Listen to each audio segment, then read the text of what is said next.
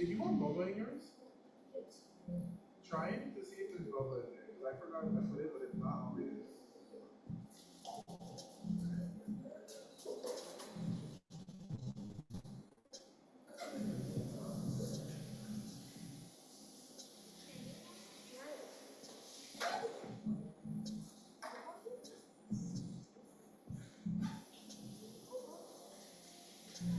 That's already good.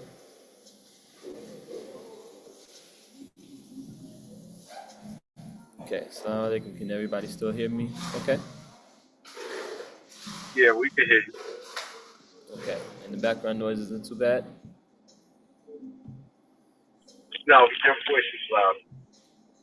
Okay.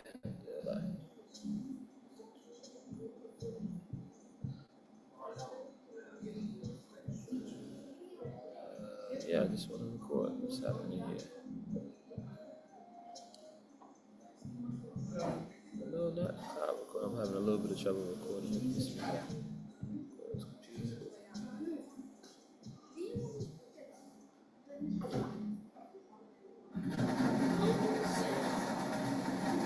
Why is it? For some reason, it's not letting me record.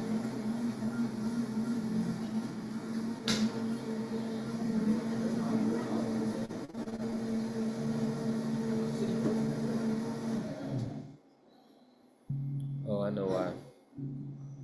MashaAllah. Okay, today we're not going to record separately, but if anybody needs the recording, you can find it on YouTube, inshallah ta'ala. I have to clear up some space to record on the computer. But let's go ahead and start, inshallah. أعوذ بالله من الشيطان الرجيم. بسم الله الرحمن الرحيم. الحمد لله رب العالمين الرحمن الرحيم مالك يوم الدين. إياك نعبد وإياك نستعين. اهدنا الصراط المستقيم. صراط الذين أنعمت عليهم غير المغضوب عليهم ولا الضالين. آمين. اللهم صل على سيدنا محمد الفاتح لما أغلق الخاتم لما سبق ناصر الله الهادي إلى صراطك المستقيم وعلى آله حق قدره العظيم. أشهد أن لا إله إلا الله وحده لا شريك له وأشهد أن محمدا عبده ورسوله. اللهم صل على محمد وعلى آل محمد كما صليت على إبراهيم وعلى آل إبراهيم إنك حميد مجيد.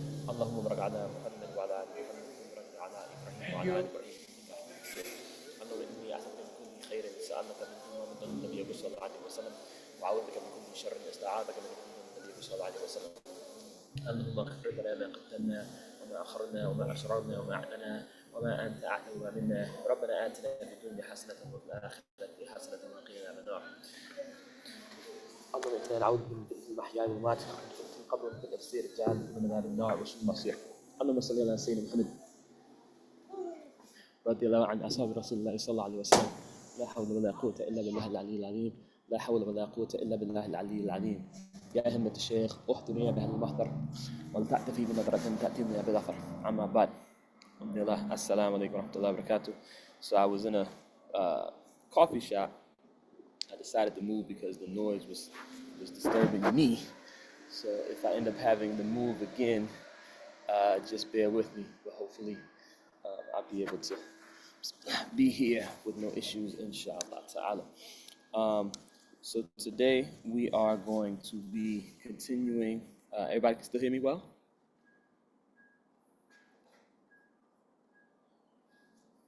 Yeah. Okay.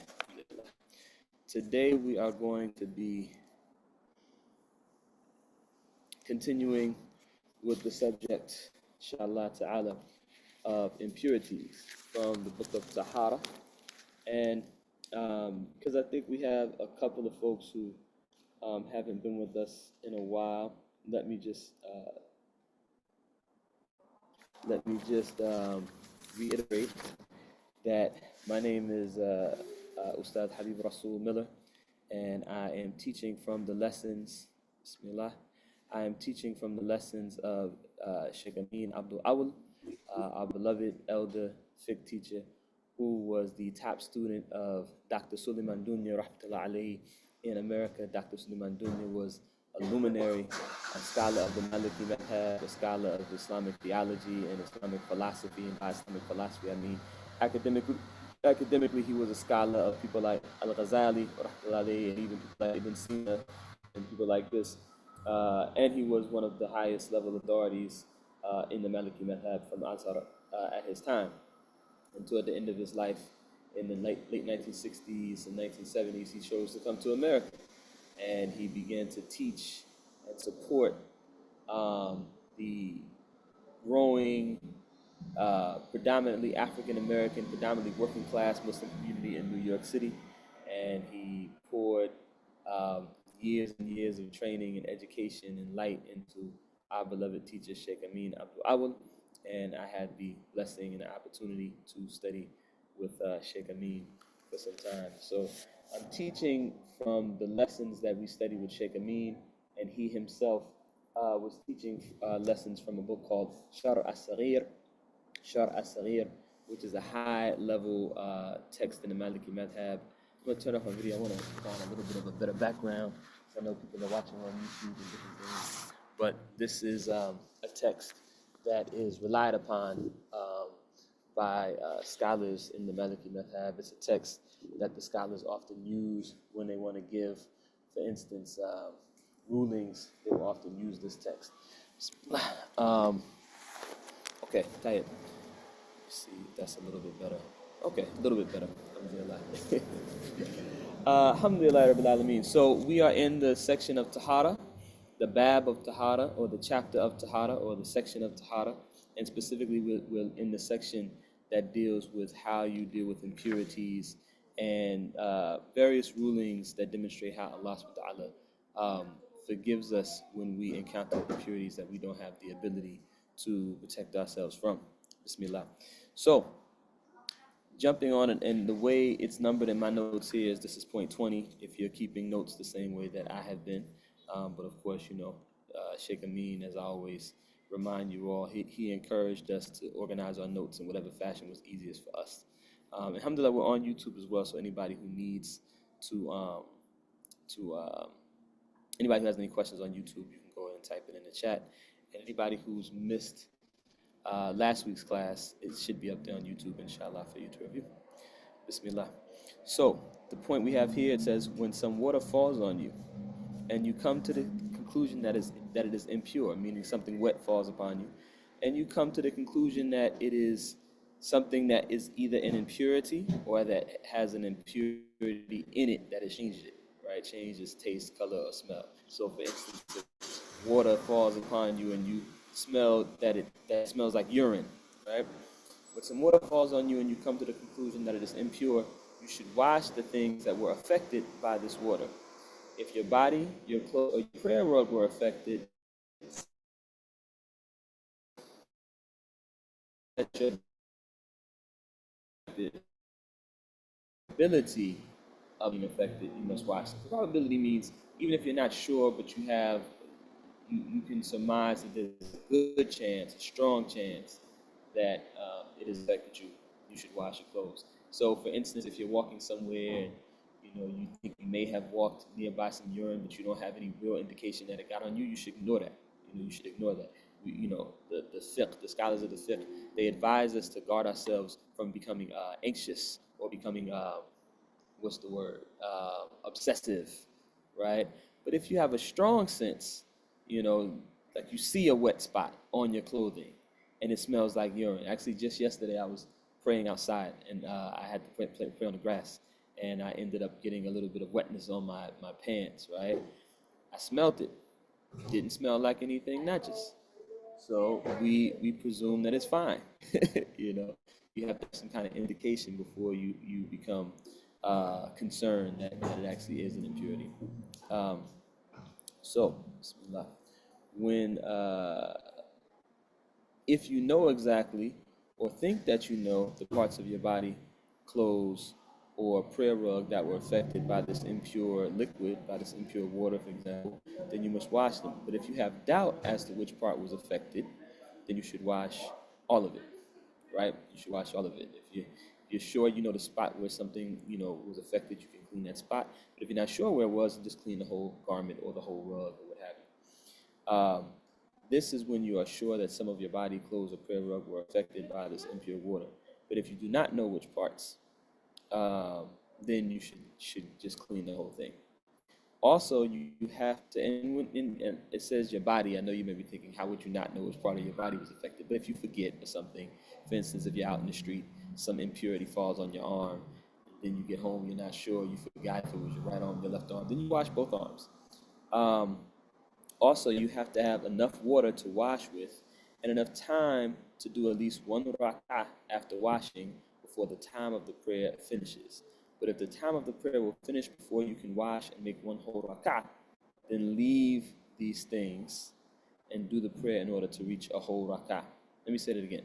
Also, you have to have enough water to wash with and enough time to do at least one rak'ah before the time of the prayer finishes. But if the time of the prayer will finish before you can wash and make one whole rak'ah, leave these things and do the prayer in order to reach a whole rak'ah in time before the prayer finishes. So this is a general lesson. The impurity touching you or your clothing is not wudu, right? If you don't have wudu, or if you need a ghusl and you don't have a ghusl, right? And the time of the prayer, you only have 2 minutes before the time of the prayer goes out, have 2 minutes before Maghrib and you haven't made Asr. You still have to go ahead and make wudu. You still have to go ahead and make a ghusl, right? And actually it is the same with an impurity, right? But it becomes different if you don't have enough water or don't have enough time, right? So if you don't have, it's different in the sense that even if you didn't have enough time, right, with a wudu or ghusl, you got to make wudu or ghusl in order for your prayer to be valid, as long as you have enough water, right? Even if you don't have enough time, as long as you have enough water, you have to do it, right? But in case of an impurity, let's say you have an impurity on your shirt and you only have 2 minutes before Maghrib comes in and you haven't made Asr, right? Then you say, okay, I need to make my prayer on time. Can I change my shirt? Do I have a change of shirt? Do I have an undershirt? Can I take this shirt off and just wear my undershirt? Then you have to do that and you have to pray, right? But if you're not going to have enough time to clean the impurity off and get one rak'ah of the Asr in before Maghrib comes in, then you ignore it and pray the prayer. Then you ignore it and pray the prayer, and you deal with the impurity afterwards, right? You have to have enough water and enough time. If you don't have, enough water or time, and there's no way that you don't have any other garment, right? You don't have enough water to wash, or you don't have enough time to wash, then you go ahead and pray the prayer before the time goes out. How can we know that the clothes which were impure became pure after we washed them? To say that something is impure is to say that it is affected by an impurity, and an impurity has a color, taste, or smell, right? And so in the Maliki madhab, when you become affected by an impurity, we don't say wash it 7 times or wash it 3 times or anything like that. You wash until the signs of the impurity depart. So if you have a garment that gets stained by some urine, let's say you have a young child urinated on you, this happens, right? You change the garment, you take the garment off, and you clean the garment, right? How do you know when it's pure? When it no longer smells like urine, when you no longer see the stain of the urine, when it no longer, you're not going to taste it, but when it no longer has these signs of the impurity, right? Sometimes a thing can become so stained that even when you wash it, the stain remains, right?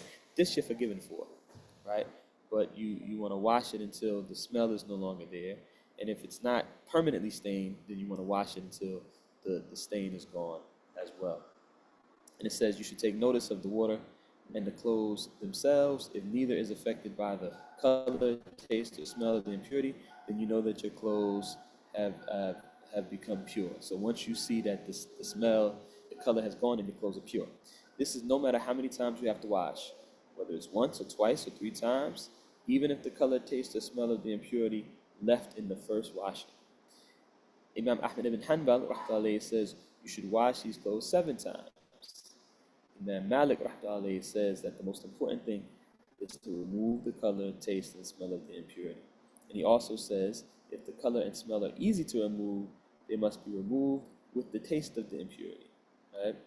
But if the smell or the color is difficult to remove, it is not necessary to remove them, but you have to remove the body and the taste of the impurity, of the impure thing. Now, when they say taste, they don't mean you actually taste it, right?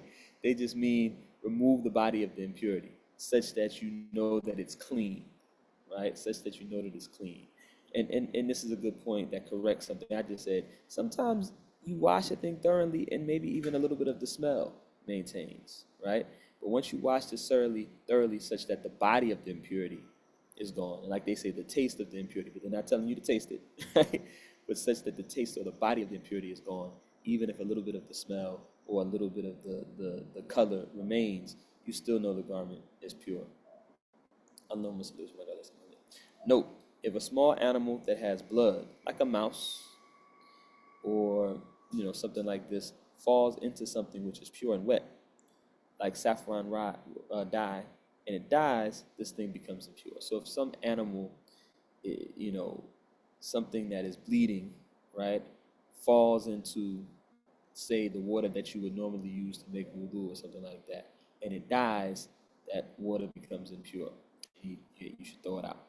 You can't use it for anything that you need pure water to do. You can't eat it or drink it, anything like that.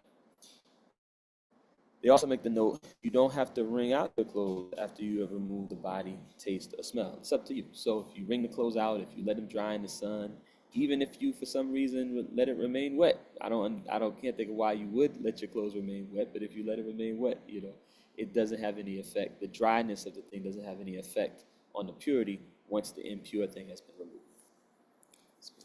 So now it makes another point, and they numbered that whole discussion as point number 20. Maybe the day that Dr. Dunya was teaching that lesson, somebody had a question or something, and he went through this whole explanation, right? But they labeled that whole discussion as point number 20, and then they labeled this next discussion as point 21. When something that is impure falls upon the earth, like the street, or the masjid, or a farm, or whatever, what should you do? So what happens if some impurity falls upon the earth? We should pour natural water there until we find that the color and smell and taste have left the affected area. Once we have done this, we would have made the earth pure so that we can pray on that part of the earth. And this brings to mind the well-known hadith that many of you have probably heard, where one of the Bedouin Arabs came into the masjid, and at this time, the masjid was in the time of the Prophet Muhammad sallallahu alaihi wasallam. They didn't have carpet in it. They were just like we call open air. It was just the earth, the natural earth that was there underneath the roof of the masjid, right? And some Bedouin Arab came into the masjid and he urinated in the masjid. And some of the Sahabas, they were very upset and they wanted to punish the man. And the Prophet said, no, leave him. He didn't know any better, And he told them, explain to him, and then take water and clean the area where he urinated, right? So let's say urine ends up on the carpet of the masjid, or your home, or the earth, the grass where you want to pray, or the concrete where you want to pray, anything like this. What do? You take water, you clean it with pure water. You pour water onto it until the impurity is gone, until the color, smell, taste. Again, we're not telling you that you have to taste it, but these are one of the 3 distinctions that allow you to detect that the body of the impurity is there. So once all the signs of the impurity are gone, or enough of the signs of the impurity are gone that you feel comfortable, you remove the body of the impurity, even if there's some lingering smell or stain that you just can't get out. Once you've removed the body of the impurity, then you can pray in this place. The next point, this is point number 22 here in my notes, says when you doubt or you are not sure whether you were affected by water, which you came to the conclusion has some impurity in it, and you do not even have a probability that it affected you, you only have doubt, then you must wash it if what you have the doubt about is your body. If it is a garment or something like a mat or a rug, it is enough to sprinkle some natural water on them and it becomes pure. If the water you sprinkle does not go everywhere, it does not matter, because if the water goes everywhere, this is washing, but because you only have doubt, it is enough to only sprinkle the water. Now, what is this point saying? Now, I already said we want to not become obsessive and we want to ignore doubt in certain situations. Sometimes you have some doubt and it's just your mind kind of, you just have some anxiety. But once you have enough doubt, once you're like, I think there's a decent chance, a pretty good chance that I stepped in some najis, or that some water that maybe had some urine in it splashed on me or something like that. I don't see the spot, and I don't smell any urine, but I have enough reason because I was in that area, I think I felt something splash on me or something like that, I have enough reason to suspect that something got on me that was impure. Then if it gets on your body, let's say you're walking, you feel something splash on your arm, you know that you were in an area where there was some urine on the ground and you felt something splash on your arm, right? Let's say car drives by, splashes in a pool of water. You think you feel a little bit on your arm and it smells like urine, but you don't see the spot. To be safe, you wash your arm. You wash your arm. Let's say it's your clothes. If you don't see the spot or have a, there's not a particular spot where you can smell or see an impurity, then what you can do is you can take a handful of water and you can sprinkle that area, right? Just take a handful of water, sprinkle that area that you have doubt that you think might be affected. And after that, you ignore it. After that, you ignore the doubt. You go ahead, you go on about your business and pray. And that sprinkling of the water is what we are advised to do after that, right? And we can go ahead and continue praying, inshallah. The 23rd point they have here, they say, when you are sure that you are affected by some water, again, they mean some impure fluid, impure liquid, but you do not know, you doubt whether it is pure or impure, meaning, so now what you have doubt about is whether or not the water has an impurity in it. You're sure that some water splashed on you, but you're not sure if it was impure or pure. You should consider it pure. You should consider it pure. If you're not sure, if you're 50-50 about it, you consider it pure. You are not in need of washing or sprinkling natural water over the affected area. So, like I said, the other day I was praying in the grass. My knee, my knee got wet. My pants got wet. I looked at the spot, smelled the spot. No indication that it was urine, right? I didn't taste the spot, and I wouldn't advise you to do so either. But I smelt it, wasn't urine. Kept going about it. I didn't sprinkle or anything like that. I just said, okay, alhamdulillah, there's no indication that this was an impurity, so we assume that the water, the liquid, was pure. And then the last point from this lesson, from this section, point number 24 in my numbering, bismillah, it says, if your clothes are affected by something that you know is impure, and to remove an impurity, you need natural water, but instead you use something like perfume, Coca-Cola, it says here, or milk, or we could put, some type of cleaning solution or something like that, and you wash it until you remove the body of the impurity. Even if the color and the smell is removed, and these clothes are still wet, and it touches another garment which is pure, can this garment be affected with the impurity? So now it's building on the knowledge that you already have. Let me explain. So you cannot remove the ruling of purity from something that has become impure unless you use natural water.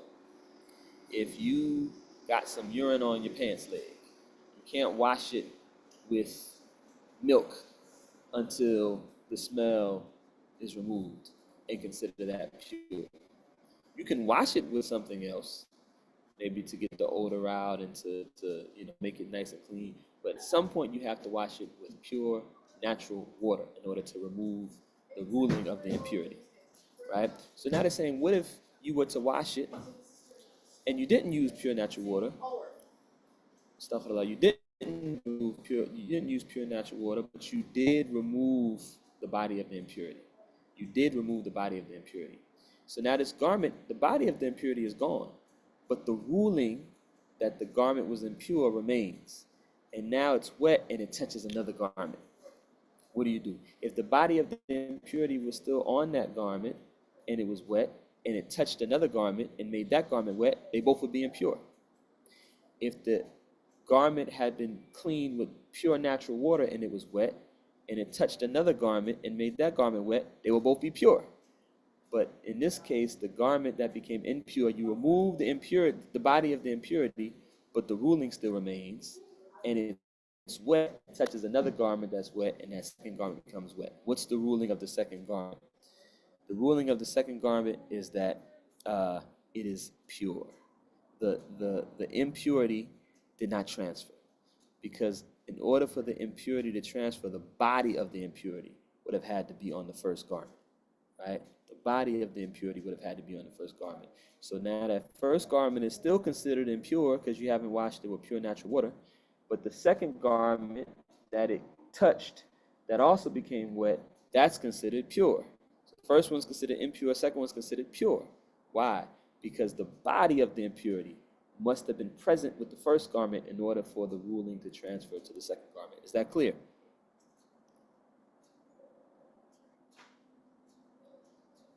Yes, Somebody you know that Dr. was Habib. I remember said it was clear? also, yeah, Uh-huh. and I remember Please. also Sheikh Amin was talking about the decision as opposed to the body. Right. Right, right. So in order for the decision of impurity to transfer from one wet thing to another wet thing, the body of the impurity has to be present as well, right? So that first garment has the decision of impurity, but not the body of the impurity. And that second garment that it touched that became wet has neither, right? Does anybody have any questions about that or need me to say that again or say that in a different way?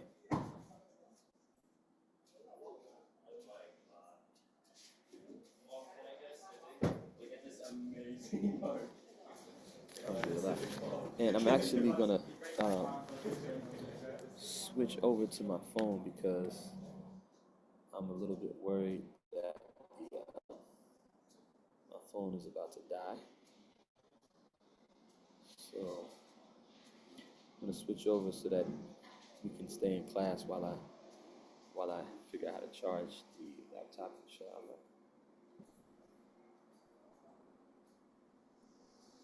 Okay.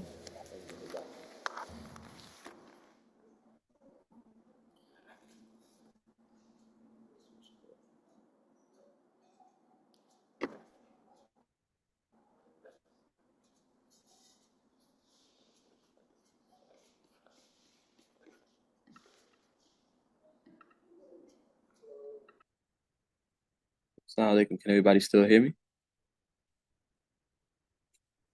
Yes, loud and clear. Alhamdulillah. Allahumma salli ala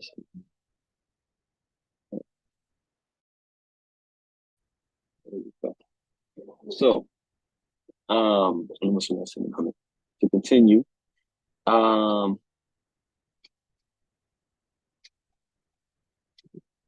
also, if one garment is wet and pure, and the other garment is wet, and a decision of impurity still remains, this cannot be transferred to the other. So even if that second garment was wet, we said the first garment was wet, but the body of the impurity was removed, but the decision of the impurity remained, right? If it touches another garment that's pure and wet, still the decision of the impurity does not transfer to the second garment. The body of the impurity must be present in order for it to transfer to the second garment. The author gives two examples. When the impure is wet and pure, and the pure is dry, and when the impure is dry, and the pure is wet. So it says, if the body of the impurity remains on the garment and it touches a pure garment, but you do not see the body of the impurity on the pure garment afterwards, do you assume that the impurity has been transferred? That's a question that came during the class. So basically, if the wetness transfers, then you know that the impurity has been transferred, right? If the wetness doesn't transfer, like let's say you come in contact with something that's impure and you imagine that it touched your leg, you think it might have touched your leg, but you don't see no wetness, right? Then you say, okay, I don't think any impurity transferred. If you have some strong doubt, then you can take a handful of water and sprinkle it on your clothes, as we talked about before. Let's say something impure that's dry touches your dry pants, right? Well, the impurity is not going to transfer because the wetness has to transfer in order for the impurity to transfer, right? Does anybody have any questions about any of that?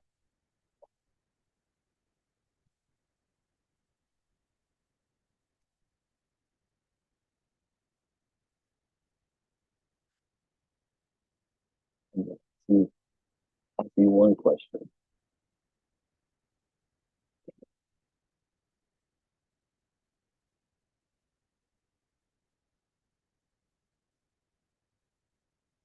Someone asked the question,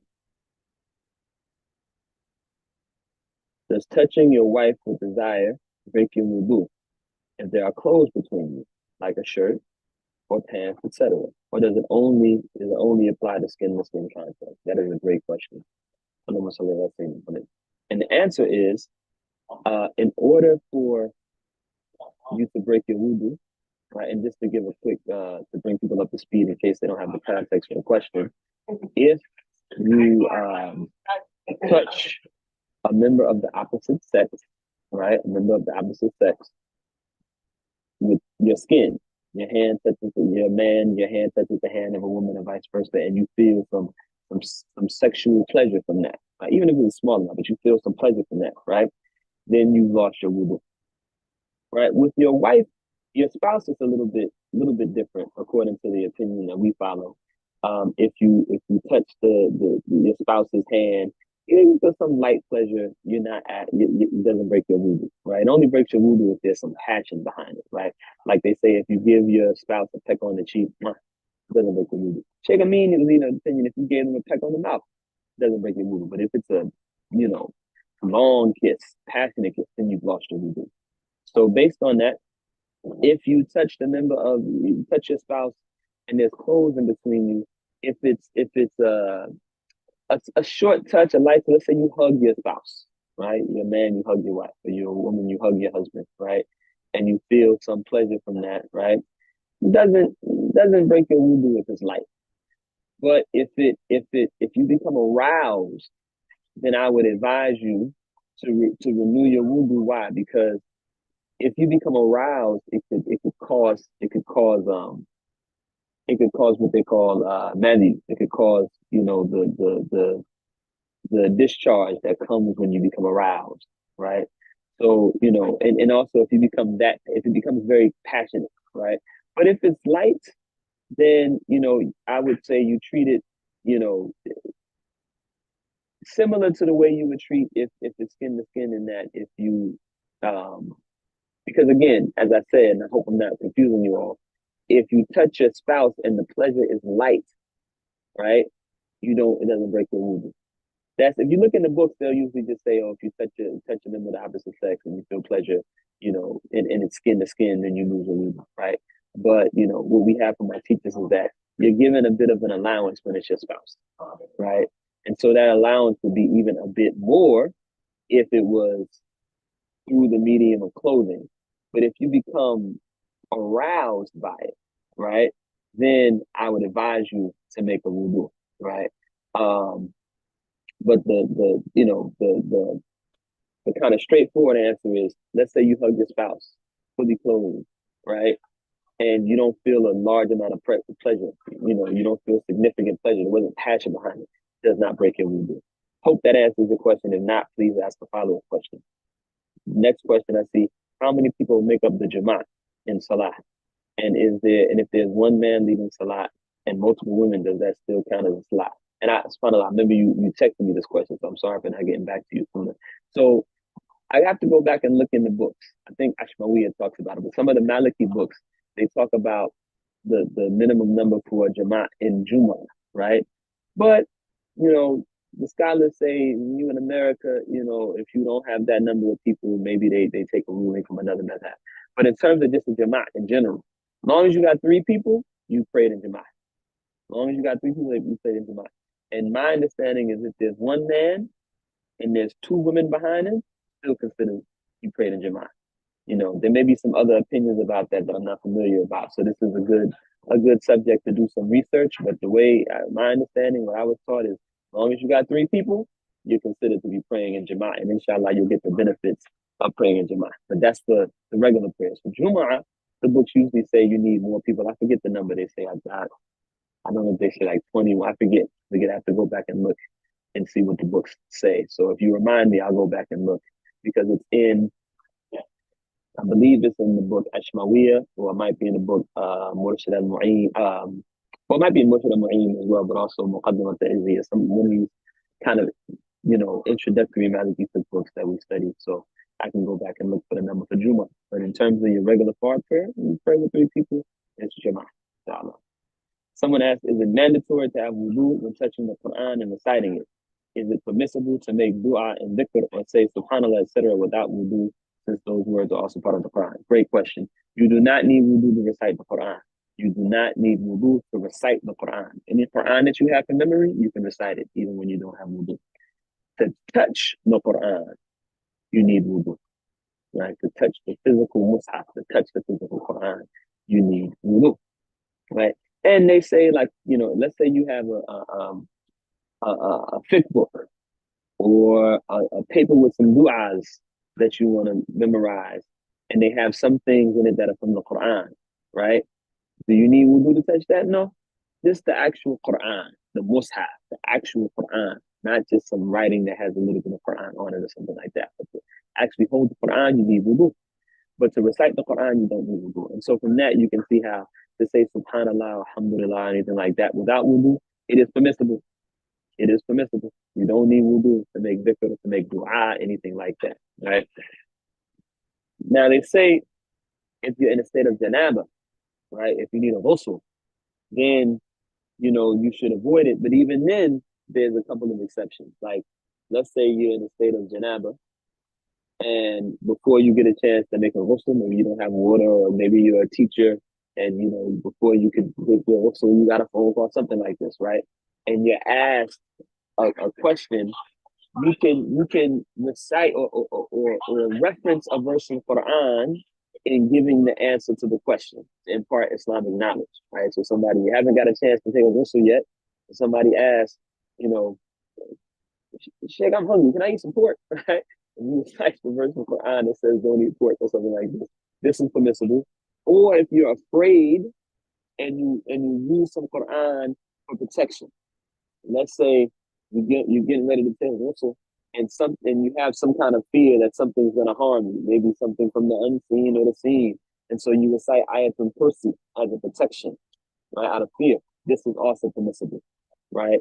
But aside from those exceptions, if a person's in janub, they shouldn't say, okay, I'm in janub, but I'm just going to sit down and recite some verses from Quran. You shouldn't do that. But without wudu, it's fine. Without wudu, it's fine. And this is very important because this way our sisters know, inshallah, if they're in a state, they're experiencing their monthly cycle and they can't make wudu, right?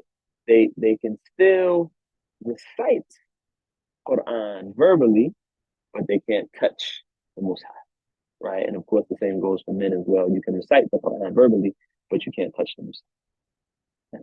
Any other questions, inshallah? Any other questions?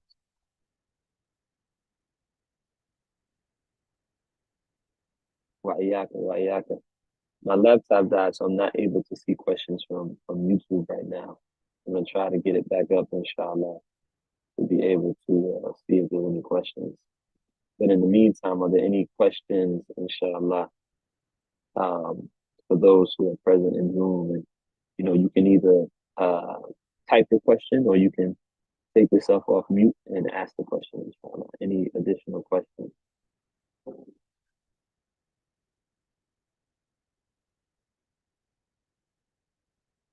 MashaAllah, seems like there's no further questions. Because I want us to try to get through the book, since there's no further questions, I'm gonna begin the next lesson just for maybe another 5 minutes, and then we'll take another 5 minutes in case there's questions about that, and then we'll close out, inshallah ta'ala. So now the text goes to a section on impurities. Right? We've already been talking about impurities, and we've been talking specifically about the issue of Allah granting forgiveness to the person who has an impurity that they are unable to clean, right? That they're unable to clean. If you have any questions on YouTube, type it in the chat. It appears that I am able to see it for now, inshallah. But yeah, if you don't have the ability to avoid the impurity, Allah forgives us. But now this next section just lists some of the impurities in general. So what things are considered an impurity? Bismillah. So it mentions the horse, the donkey or mule, the pig, and the monkey are haram to eat.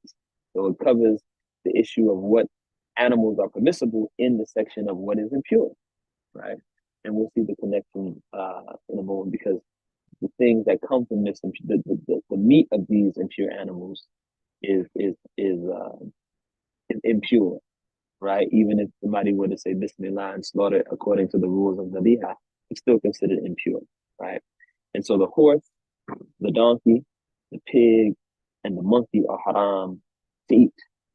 You can't eat those things, right? Unless, of course, a person is starving and that's the only thing they have to eat, then Allah gives an allowance, makes an exception. But generally speaking, you can't eat those things. And then people who eat, obviously, people eat pork, but there's places in the world people eat monkeys, people eat all these things. They're haram. Can't eat horse, can't eat donkey, can't eat pig, can't eat monkey. They're haram to eat. While wearing, you also cannot pray wearing anything made from the skin of these animals. So if somebody had a I don't know, a pouch made of a monkey skin or something like that, or I would be lying. This would already be problematic. But if somebody had somebody had like a pouch or something made from that skin, it would be haram to carry it in your prayer. And it's makruh to wear things from these animals in normal use. Makruh to wear things from these animals in normal use. So if you had like a belt made of donkey leather, that's makruh. But it's not forbidden, it's not haram, but it would be makruh to wear it around your person. If you had maybe, it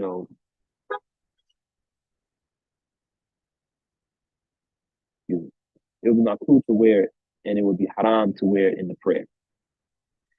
The second point they make here, that's point number one. Second point they make here, what comes from these haram animals, such as their urine, feces, semen, or milk, is always impure. So what comes from these animals, the urine, the feces, the semen, the milk, it's always impure. No matter what they eat, no matter what, it's just, anything coming from the pig, the donkey, the horse, the monkey, it's impure. They are haram even if they are slaughtered properly. Like I said before, you can't, the bihai is just always haram to eat. And what comes from it is also considered impure, right? Najis. If smoke or ashes from these animals that are cooked get on you, then it's considered pure because they have naturally changed from in a natural change they naturally change form, excuse me. And a natural change of form always requires a new decision. So let's say somebody's cooking one of these animals, right? Somebody's cooking a pig, and the smoke or ash from the cooked pig gets on you, right? It's not like touching the pig, the pork chop, right? If the liquid from the pork chop got on you, you want to wash that off. If it was raw, certainly that's considered impure. But if the ashes or the smoke from it got on you, doesn't affect your purity at all. It's become pure, even though it would still be haram to ingest it intentionally. I'm sorry.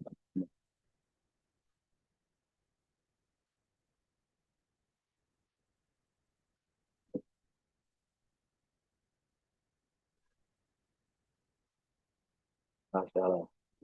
Okay, I think we're good, inshallah. The third point they make, they say this. I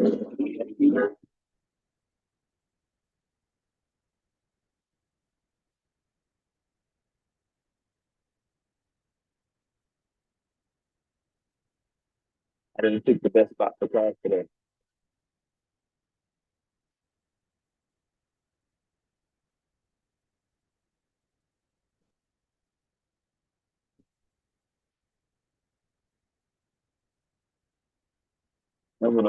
Okay, inshallah, hopefully that's done. So someone asked a question. They said while in Saudi, they were fed camel and then told that they had to make wudu after eating it. Have I heard any of this? No, I've never heard anything like this. Eating camel is permissible, and eating something that's permissible don't affect wudu. Maybe there's some, I'm sure if you were told that it's from somewhere, perhaps there's some ruling from some other school of thought that I'm familiar with, but I've never heard that, and I don't know the logic of it. So, you can eat camel, and it doesn't affect your wudu. And I'll do some investigation to see if I can figure out where that ruling came from. So if you text me, inshallah, to remind me, I'll investigate a bit. I'll talk to some of our teachers to see if they've heard anything like this. But you can feel safe for now that if you eat the camel, it doesn't affect your wudu. This is not something that's well known. Not something I've heard about, But we'll investigate to see if there's maybe some opinion in another madhab or something like that that comes from, inshallah. It may be something that I'm not. Yeah, I've heard that. You've heard that? Even in the Maliki, yes, that the camel meat breaks your wudu. You have to make wudu after eating. But we can look further into it, and but I've always heard that. Okay, mashallah, mashallah. Thank you, Hazdawood. Alhamdulillah. So there we go. I stand corrected. It's something even in the Maliki method. But I'll investigate a bit to see if there's some different opinions, or if people, what some of the scholars say about whether that's an opinion that we should rely on, or whether that we can take from a different method to make it easier for us. But alhamdulillah, jazakumullah khair, jazakumullah khair. I always love it when those things happen. One, because I get a chance to learn, and two, because you all get to see that even the people that you take knowledge from don't know everything. So alhamdulillah, alhamdulillah. And this is why one of the first lessons I learned from Sheikh Amin is that Maliki was quick to tell people I don't know.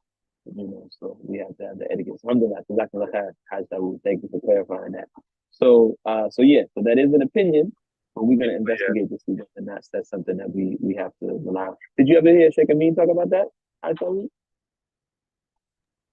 can't remember offhand, but I know I've always had it. If it came up, we probably would have discussed it.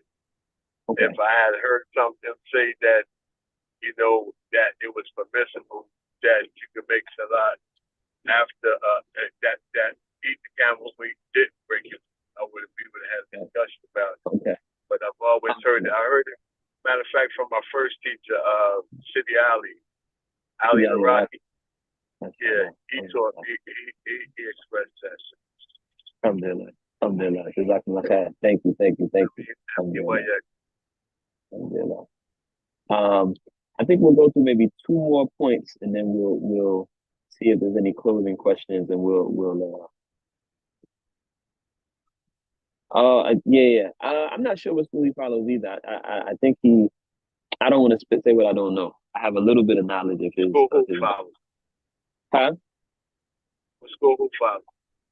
Oh, the sister who asked the question mentioned who she got the information from. Okay. Yeah. I kind of don't want to say his name because he's a person who's knowledgeable, but who's kind of controversial. So we'll leave it at that. and it asked me if you don't know, then we can talk offline and I can share some things with you. Inshallah ta'ala. I know some of that information. I'm still learning too. Alhamdulillah. Bismillah. So the third point they have in this section, they say the skin of the horse, donkey, and monkey can be used as a pouch for dry things, or even for water, until the water begins to taste, smell, or look differently. But skin from the pig or the human being is haram to use in any situation. So if somebody had a pouch made of a horse's skin or a donkey skin or a monkey skin, you can use it for dry goods. So you shouldn't wear it in your prayer. That's considered haram. If you wear it outside of your prayer, that's considered makruh. But if you use it for practical purposes, like a pouch or something like that, that's considered permissible, right? Jaiz, mubah is fine, no problem. But if you use it for something wet, like water or perfume, musk, or something like this, right?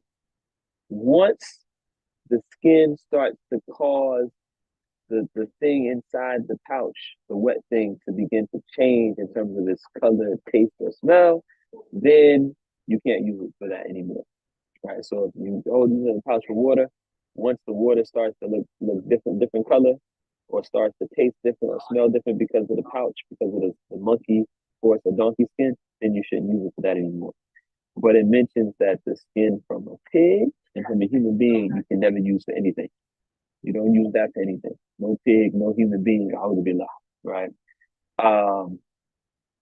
Then it goes on to say, to slaughter meat properly, zabiha, to make it zabiha, to slaughter it so that we can eat it, you have to say Bismillah over the meat then cut the animal's throat from the jugular to the jugular, right? And then let all the blood drain from the animal. So the way you properly slaughter an animal to make it permissible to eat is you cut the animal's neck, right? And you drain the blood. They have different techniques. Generally, they'll like dig a hole in the earth, and then they'll let the blood drain into the hole. Slightly different techniques, but the main thing is that you say Bismillah before you cut the animal, and you should try to kill the animal in a humane way, right? You don't let the animal see the blade because you don't want it to become scared or feel scared at seeing the blade, and you try to cut the animal's neck very quickly, and you try to minimize the pain. This is how we do things in Islam, right? Now, if a person is doing things and they make a mistake, they try their best, but maybe there's doubt that the animal maybe saw the blade, or they took a little bit too long. Maybe it's their first time doing a zabiha. They haven't gotten the hang of it yet. It doesn't mean that it's not permissible, as long as they say Bismillah. Or some say you can say Allahu Akbar and Bismillah, and you cut the animal's neck. But the proper way to do it is you do it quickly. You do it in a humane way. You also should try to raise the animal in a humane way, right? Then it goes on to say, if Bismillah was intentionally not said, then the meat is haram. Somebody intentionally didn't say Bismillah, the meat is haram, right? It also goes on to say that if Bismillah was said and the meat was not slaughtered properly, then it is haram. So if you say Bismillah and then hit the animal in the head with a rock to kill it, not permissible to eat. It's haram. If Bismillah was forgotten by mistake, but the animal was slaughtered properly, then the meat is halal. If somebody meant to say Bismillah, they had the intention in their heart because, in the acting the judge by their intention. So if you had the intention in your heart to slaughter the animal, say Bismillah, but you forgot, but you cut the animal's throat properly, you killed the animal properly, then the meat is permissible. And we'll stop there for today. There's a big discussion that we could have about the newfangled ways that people slaughter animals. Maybe we'll have that discussion next class. It gets to be a little bit intricate, but the safe way is that a person should take a knife with their hand and cut the animal's throat and say Bismillah before they do it, right? And be humane. Don't feed the animals trash, things like that. But the main thing is slaughter it and say Bismillah. Now you have different techniques people use that are very questionable. We don't want to make it hard on the Muslims, because if you go to a restaurant and they tell you that the animal is halal, or you go to someone's house and they tell you that the meat is halal, inshallah, you can trust it. But, unfortunately, we found that there are people who will say that the meat is halal, and when you investigate how they go about slaughtering the animal, it's not going to be proper. Allahu alam, may Allah help us. Allah is most merciful. In the society that we live in, sometimes it's not always very easy to find 100% properly dhabiha slaughtered halal meat. So you do your best. But if we want to have a bigger conversation about that next week, perhaps we can, inshallah ta'ala. Last point for today, point number 5 in my notes. No holy word that is spoken over haram meat can make it halal at all, right? So you can't say, well, I got this burger from McDonald's. It's not dhabiha meat, but I'll say Bismillah and make it halal. That's not how it works. There's people who have this idea, but it's not correct. And point number 5 also goes on to say the hair of the haram animal, however, is pure. And it says the lion and the cat is pure, but it is makruh to use it. So it mixes all of that up in one point. So the hair of any animal, so even like the boar's head brush, this was the conversation we had maybe a year ago. If you got the boar's head brush, the brush made of the hair of the boar to brush your hair, you can use it. It's permissible. The hair is permissible, but the skin and everything underneath that is not, right? And it also mentions that the lion and the cat is pure, but it is makruh to use it. It's makruh to use it for anything, but if you were to touch a cat or even touch a lion, why you touching? Maybe you work in the zoo. It doesn't affect the wudu. And we'll end it there. Jazakumullah khair. Jazakumullah khair. May Allah reward you all. ربنا آتنا في الدنيا حسنة وفي الآخرة حسنة وقنا عذاب النار ربنا لا تزغ قلوبنا بعد إذ هديتنا وهب لنا من لدنك رحمة إنك أنت الوهاب ربنا هب لنا من أزواجنا وذرياتنا قرة أعين واجعلنا للمتقين إماما اللهم أرنا حقا وارزقنا باطلا باطلا وارزقنا اجتنابه اللهم إنا نعوذ بك من الهم والحزن ونعوذ بك من العجز والكسل ونعوذ بك من الجبن والبخل ونعوذ بك من قدر الدين والرجال although we seek refuge in you from anxiety and grief, we seek refuge in you from cowardliness, from lack of strength and laziness, we seek refuge in you from cowardliness and miserliness, and we seek refuge in you from debt and oppression at the hands of people that don't feel us well. We seek refuge in you from knowledge which is our benefit. We pray that you bless us to be among the people who act on the knowledge that you bless us with. We ask you to bless us and accept from us our efforts to obtain the knowledge of your theme and to share the knowledge of your theme and to act on the knowledge of your theme. And we pray that you forgive us for where we fall short in any of those endeavors to get us from us on Islam. سبحان ربك رب العزة عما يصفون وسلام على المرسلين والحمد لله. Jazakumullah khair. Thank you, Jamaat. Inshallah, we'll see you next week. Assalamu alaikum.